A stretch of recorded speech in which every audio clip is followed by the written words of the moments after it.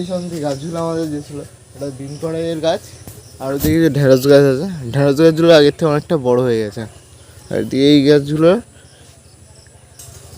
এছাড়া ডাল একটা একটা করে ছাড়ছে এখনও, যদিও ভীম কড়াই আসেনি এখন।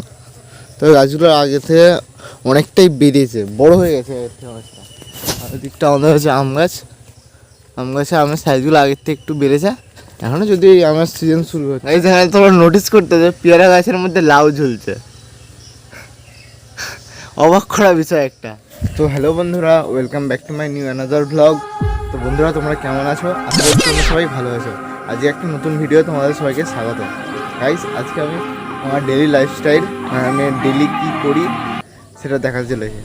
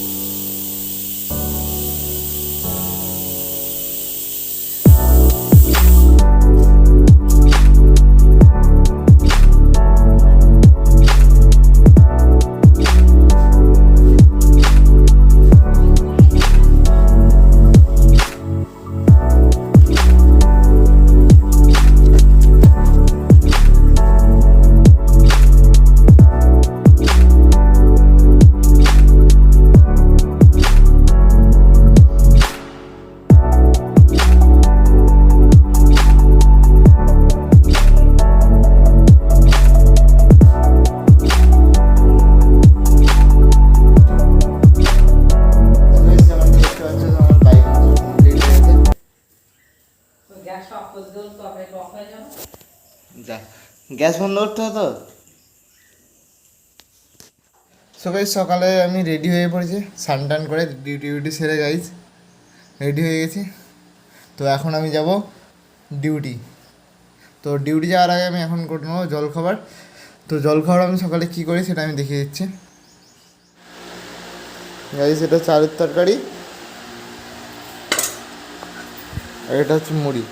তো আমি এখন দিয়ে দিয়েছি বাইক স্টার্ট। তো আমি যাবো ডিউটি।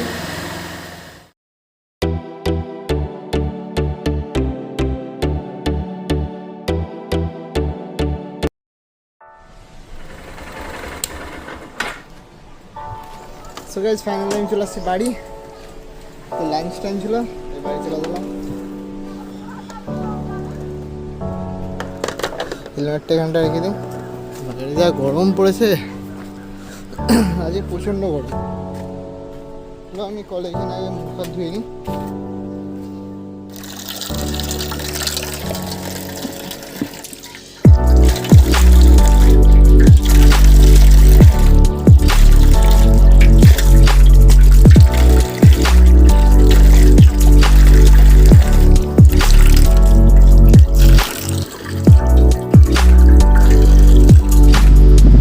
দুপুরে ছিল আলু উচ্ছে ভাজা, শাক ভাজা আর মাছের ঝোল, সঙ্গে লেবু।